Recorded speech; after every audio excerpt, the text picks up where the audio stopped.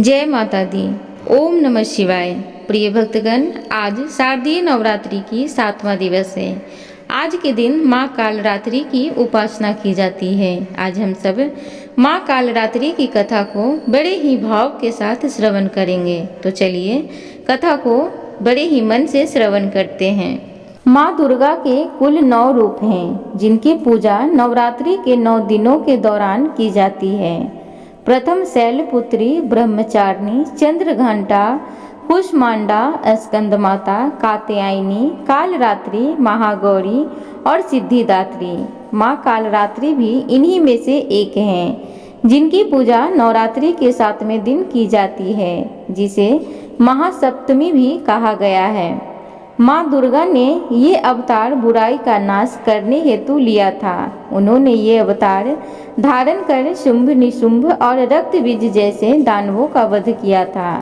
माँ दुर्गा के इस रूप को सबसे शक्तिशाली माना गया है। इनके शरीर का रंग घने अंधेरे के भांति काला है और माता के अत्यंत लंबे केस खुले और बिखरे हैं। माँ कालरात्रि के गले में विद्युत की तरह चमकने वाली माला सुशोभित है।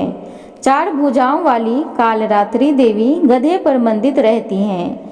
इनके बाएं हाथ में लोहे का कांटेदार अस्त्र अलंकृत है और दूसरे में एक कटार है। माँ कालरात्रि का दायां हाथ हमेशा ऊपर की तरफ उठा रहा है, जो लोगों को सदैव अपने आशीर्वाद से सुसज्जित रखता है। उनका निचला हाथ भक्तों को आश्वासन देने के लिए है कि वह माता के संरक्षण में भय मुक्त होकर रह सकते हैं। माता को गुड़ का भोग अति पसंद है और उन्हें लाल रंग के वस्त्र और रात रानी के फूल भी अत्यंत प्रिय हैं। एक बार दैत्य शुंभ, निशुंभ और रक्त बीज ने अपना आतंक तीनों लोकों में फैलाना शुरू कर दिया था। उस वक्त सभी देवगण भगवान शिव के पास गए। जब भगवान शिव ने सभी देवताओं को चिंतित देखा तो उनसे उनकी चिंता का कारण पूछा। तब देवताओं ने शिव शंकर से कहा, हे भोलेनाथ, शुंभ, निशुंभ और रक्त बीज नामक दानवों ने अपने उत्पाद से हम सभी को परेशान कर रखा है। कृपया कर हमारी मदद करें। यह सुनते ही भोलेनाथ ने अपने समीप बैठी माता पार्वती की ओर देखा और उनसे उन दानवों का वध करने की प्रार्थना की। भगवान शंकर की विनती सुनकर देवी पार्वती ने उनके सामने नतमस्तक होकर उनका आशीर्वाद लिया और वहां से जाने की आज्ञा मांगी और दानवों का वध करने निकल पड़ी। माता पार्वती ने दानवों का वध करने के लिए माँ दुर्गा का रूप धारण किया। इस रूप में वह सिंह पर सवारी करती हुई अति मनमोहक और शक्तिशाली प्रतीत हो रही थीं। माता को देख सभी राक्षस अचंभित हो गए। उन तीनों ने माता के साथ एक घमासान युद्ध शुरू किया। दैत्यों ने अपना पूरा बल लगा दिया, परंतु माता के सामने नहीं टिक पाए। आदि शक्ति ने शुंभ और निशुंभ का वध कर दिया। इसके पश्चात माँ ने रक्त बीज के साथ युद्ध करना शुरू किया। रक्त बीज कोई मामूली दानव नहीं था। उसने कठोर तपस्या कर ब्रह्मा जी से अमर होने का वरदान हासिल कर लिया था।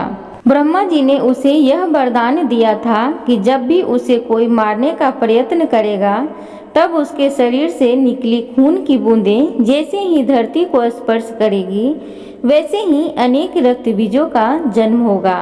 इसी वरदान के अनुसार जैसे ही माता ने उस पर प्रहार किया, उसकी खून की बूंदें धरती पर गिरी और अत्यंत रक्त बीज प्रकट हो गए। उसी क्षण माता ने कालरात्रि का रूप धारण किया। माँ दुर्गा के शरीर से एक ऊर्जा का संचार हुआ और माँ कालरात्रि का निर्माण हुआ। भले ही वो दानव अति शक्तिशाली था, परंतु माता से जीत पाने का सामर्थ्य उसके अंदर नहीं था।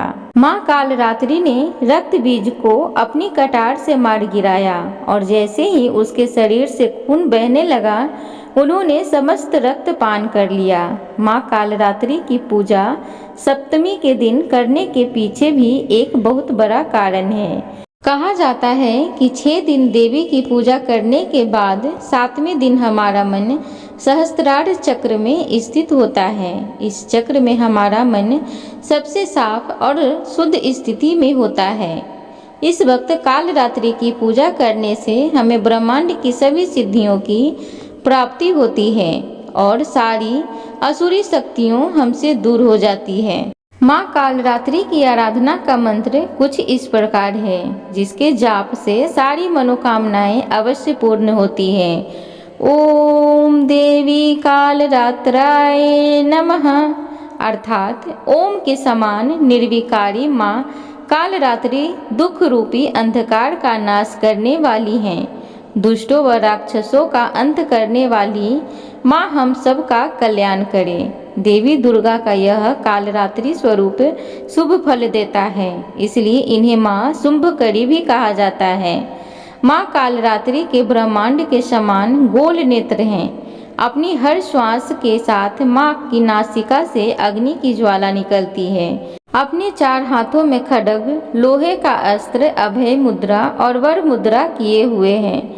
माँ अपने वाहन गर्दभ यानी कि गधा पर सवार हैं। माँ दुर्गा का यह अति शक्तिशाली रूप हमें यह सिखाता है कि बुराई कितनी भी शक्तिशाली क्यों न हो, परंतु उसे अच्छाई के आगे घुटने टेकने ही पड़ते हैं। जो इंसान सच्चे मन से माँ की पूजा करेगा, माँ किसी न किसी रूप में अवतरित होकर उनके जीवन में सभी बुराइयों का नाश करेगी।